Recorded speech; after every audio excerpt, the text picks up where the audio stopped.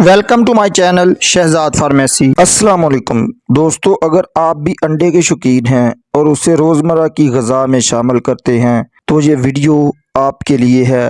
अंडा प्रोटीन और ग़िज़ाइयत से भरपूर होता है, लेकिन क्या आप जानते हैं कि अंडा खाने से पहले कुछ चीज़ें ऐसी हैं जिनका ख्याल रखना बहुत ज़रूरी है, जिसे अक्सर लोग नज़रअंदाज कर देते हैं। अंडा खाने से पहले ये चीज़ें जहन में रखनी चाहिए। अगर आपके पास अंडा कुछ दिनों से रखा हुआ है तो उसकी ताज़गी ज़रूर चेक करें। उसके लिए आप 1 गिलास पानी में अंडे को रख दें।